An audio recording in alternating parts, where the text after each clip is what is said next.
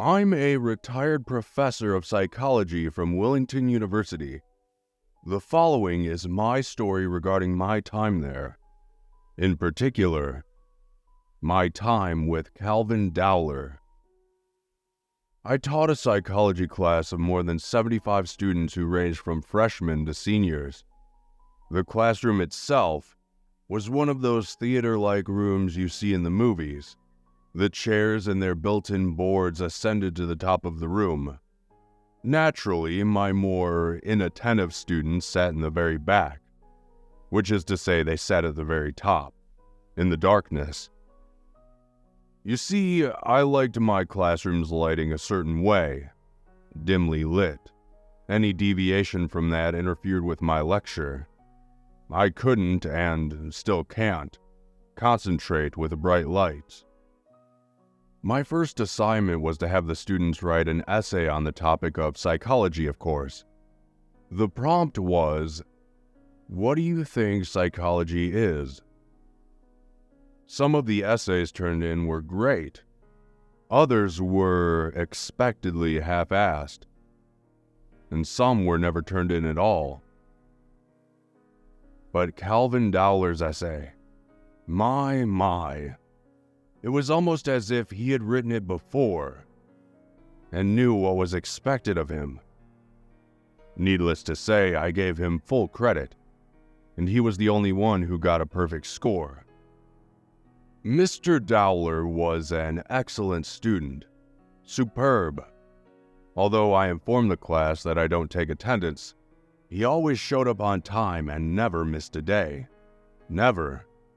He always walked in class with a wide grin on his face, giving the same exact greeting. "Morning, Professor Coyle." He was of average height, physically fit, with dark brown hair and a baby face. In the beginning of the semester, he seemed to be able to make friends with the other students easily. But then time progressed, and with that comes change. Sometimes for the better, and sometimes for the worse.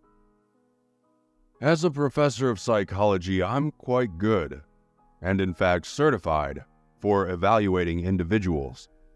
Sometimes that's my job. Mr. Dowler was an intelligent young man with an above-average IQ. I know this because he once told me he watches Rick and Morty. Isn't that something kids say these days? All jokes aside, let me get back to my story. I began to notice odd behavior in my classroom. Not from Calvin. He remained entirely his same happy self. I noticed that the other students gradually moved farther and farther away from him. At a time, Calvin sat in the front of the class, listening intently to every word I professed, along with several other students. This day, however, he sat in the same spot alone. The other students sat together somewhere else. Why are they neglecting him, I thought to myself. One night, I sat in my kitchen grading papers. The assignment this time was to write about a childhood experience that the students believed helped to shape who they are today, whether it be in a positive or negative way. Then I read Calvin's essay. I picked it up as I always did, with excitement and genuine anticipation. Like I said before, he was a great student who never failed to impress. But this must have been a mistake. As my eyes raced down the page, my heart began to beat rapidly. His essay was inundated with profanities and detailed, gory descriptions of some event. One line read, "I tried to catch her, but she was too fast. She hit me in the back of the head pretty good. Gotta give her that." There was blood everywhere, but I just sat there laughing like a lunatic. Whether or not these words actually transpired, I wasn't sure. The week before the end of the semester was what I like to call the opening of the floodgates. That's because the students would come to my office hours to ask me their questions before the final, hoping to salvage their grades in the last week. My office hours were late. They began at 6 p.m. and ended at 7:45. The students didn't like this, of course, but they also didn't like failing a class. One student named Adeline walked in. She was one of my top-performing students, so I wasn't surprised to see her show up late to get some extra help. She also happened to be one of Calvin's friends, or a former friend. I couldn't help myself. I asked her why she and the others were ignoring him lately. "Professor, Calvin's not who you think he is. I don't want to say too much. I actually don't want to get involved if you don't mind," she stuttered to me. She didn't look at me when she said that, implying something. I wasn't sure. There are several reasons why someone won't make eye contact with you in a conversation. That includes emotions of fear. So I let it go. I responded, "That's fine, I didn't mean to be a bother. I just found it strange because you all seem to be getting along in the beginning of the semester." Adeline wasn't the last student who visited me during my office hours. One student after another came by to ask questions and get help before the exam. And then, Calvin showed up. It was 7:53 p.m. and my office hours were now over.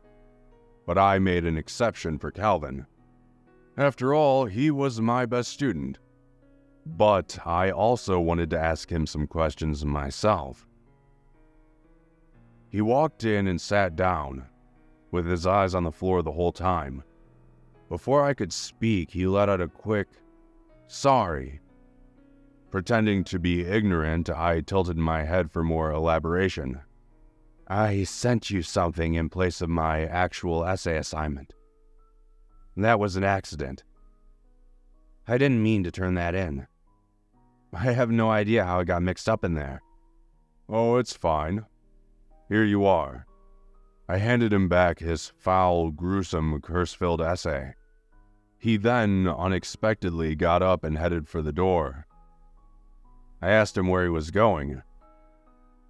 "Is that it? You sure you don't have any questions for the final?" "Nope, I'll be fine," he said.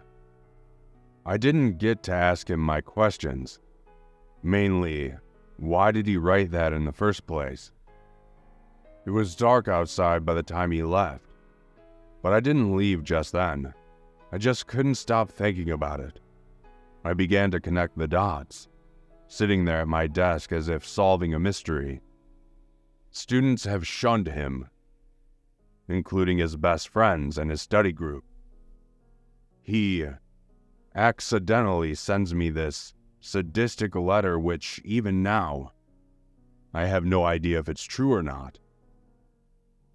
Moreover, he always had on this fake smile, this forced personality of happiness.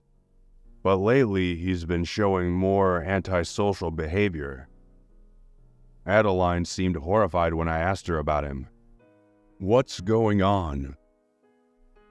Maybe the kid's disturbed. But how did I miss something like that in one of my own students? Nonsense. He's probably just going through a phase. A very weird, unusual phase. As I sat there thinking all of this, I noticed the time. 8:34 p.m.